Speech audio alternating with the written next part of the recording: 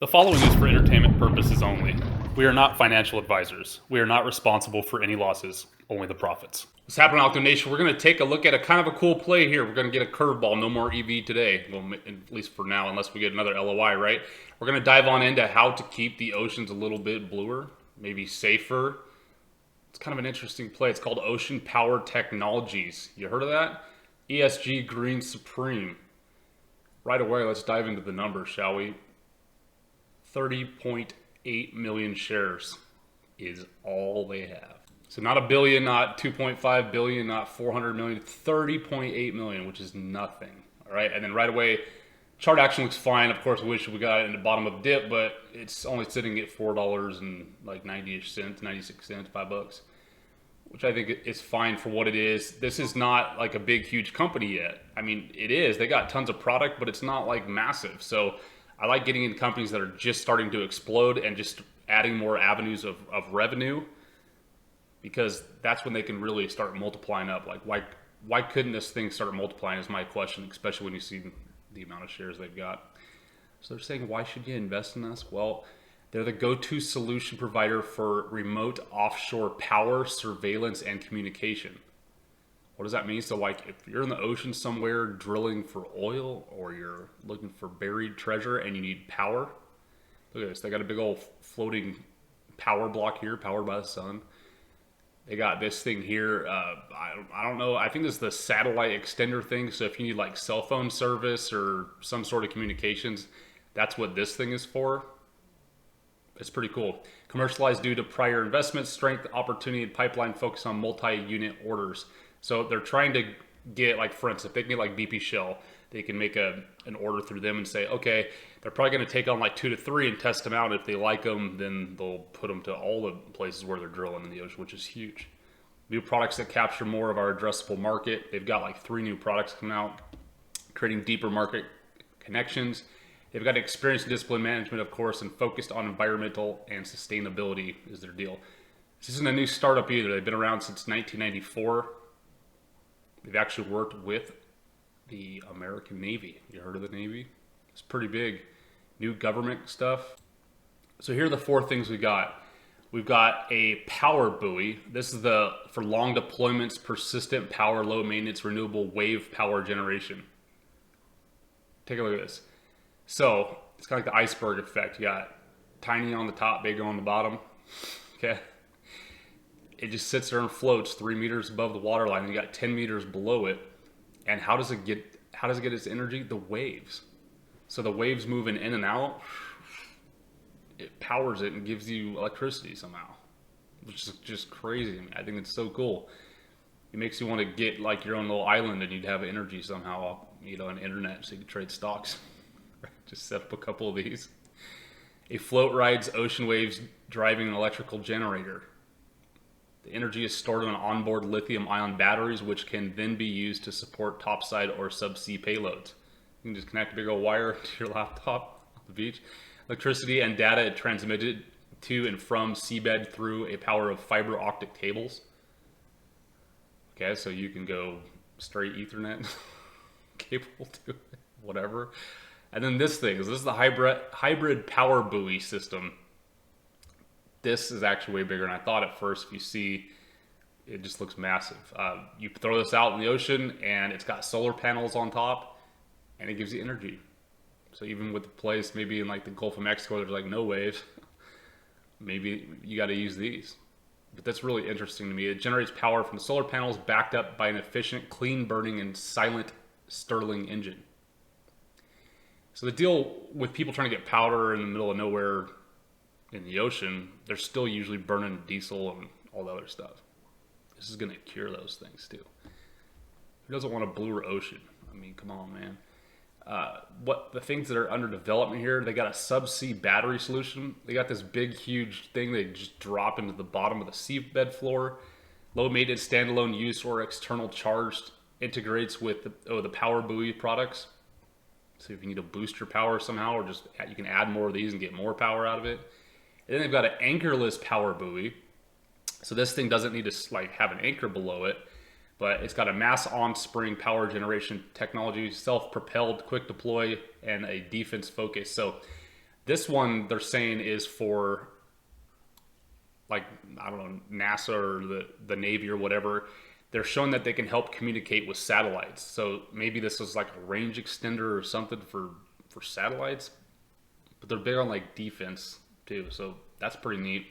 And they got an integrated mooring and an umbilical, combined power and data structural capability. What is this thing? Significant savings. This is one that I don't know. This thing sits like way up in the air. I don't even know what this one does. How does it get power? Maybe the wind. I don't know. But if you need energy in the water, these are your guys.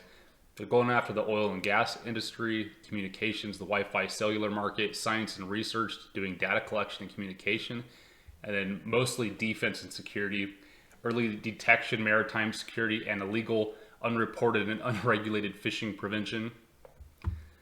You know, I hope all fishing is legal for the most part for most folks, and I think it is, you know, but it is what it is. There's always people doing illegal stuff out in the middle of the ocean.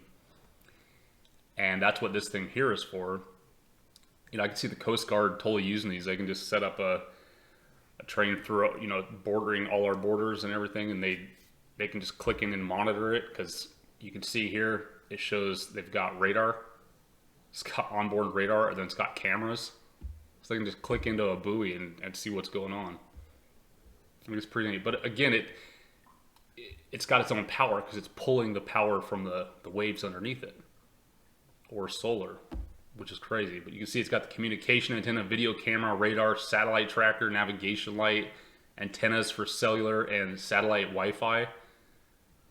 You know, so if you're the Coast Guard and you need service for some reason, as long as you're close-ish to one of these, you're good. They're also saying they're not just sitting there rotting. They've got a sales channel going. They're going to expand their commercial footprint. They've got new solutions coming up, diversifying their markets, again, when they're adding those products and expanding the sales pipeline, leveraging current projects to increase requests. Fantastic. Also, we just got a press release here. What does it look like? We might get some share dilution. I know I just talked about it, but it is what it is. It's so low, I don't think it's going to be too big of a deal. But what's the deal? This seems good to me. They're going to acquire something called 3Dent Technology, an offshore solution engineering and design service to expand their potential markets. So now they're going to be able to offer more services in one for like designing maybe oil rig equipment. I'm not sure. They're an offshore energy engineering and design service company based in Houston, Texas. Of course, OPT's first acquisition brings additional revenue from 3Dent's established project and customer base. So they're going to dive into their customer base, which is probably huge. 3Dent's complementary service expands their ability to provide comprehensive solutions to customers operating in rapidly evolving markets such as offshore wind. I thought that was neat. And offshore oil and gas. So that offshore wind, I guess you can have like windmills basically out in the ocean. What a good place to have them, right? There's lots of wind. Why not? 3Dent Technology will operate under its current brand name as a wholly owned subsidiary of Ocean Power Technologies. The team engineers and naval architects to support oil and gas, offshore wind, other industries from early stage innovation to detailed structural analysis. I can't even imagine what actual engineering goes into trying to get something set up on the ocean, out in the ocean somewhere.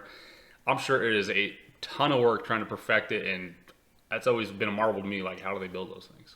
I know you got underwater welding, all that stuff. It's crazy amount of work. So these guys are more like the design side of it. Pretty neat, if you ask me. They're showing under the terms of this deal, OPT agreed to pay 3Dent an amount of stock equal to $800,000, using the closing strike price from December 11th, the date that the parties executed a non-binding letter of intent, equaling 361,000 shares. So it's not much, right? In the whole big scheme of things, I mean, I'll take those shares if they handed to me, but just saying, as far as dilution, less than 1 million shares, whatever. I'm cool with it as long as they're using the money to really expand, and it seems like they are.